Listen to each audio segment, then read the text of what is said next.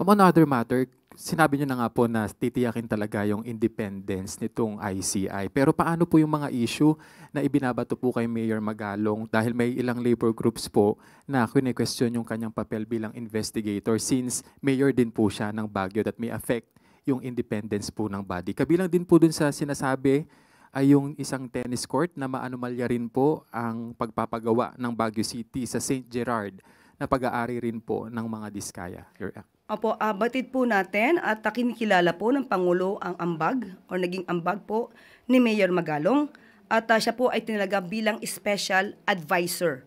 So liliwanagin po natin, ang pagtalaga po sa kanya ng Pangulo ay bilang special advisor at hindi po lead investigator or in any other form na pag-iimbestiga. Hindi po siya naitalaga sa pag-iimbestiga.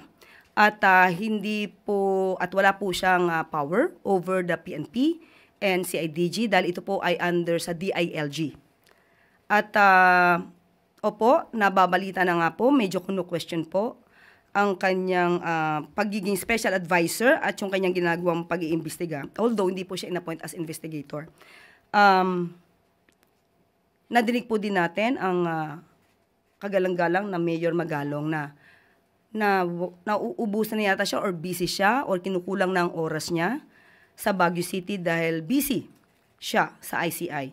Hindi po gugustuhin ng Pangulong Marcos Jr. na makaligtaan ni Mayor Magalong ang mga kababayan natin sa Baguio City. At kailangan unahin po rin ang mga kababayan natin sa Baguio City dahil siya po ay special advisor. Di naman po niya kinakailangan na ubusin ng oras sa ICI dahil hindi po siya miyembro ng ICI. At ang tungkol naman po sa tennis court na di umano ay maanomalya. At dahil dito po, nakausap po natin ang Pangulo kahapon.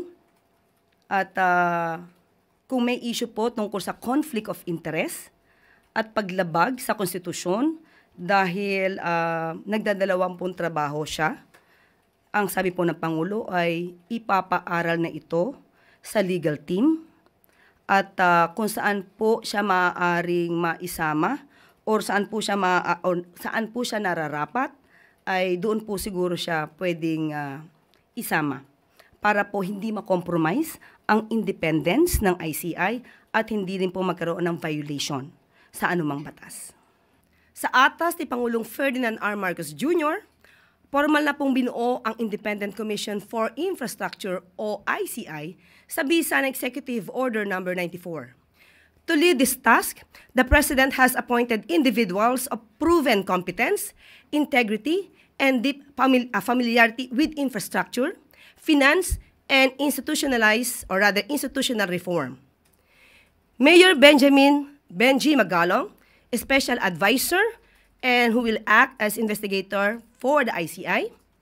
His experience in leading difficult investigations, uncovering internal wrongdoing, and enforcing compliance makes him a strong asset to this commission.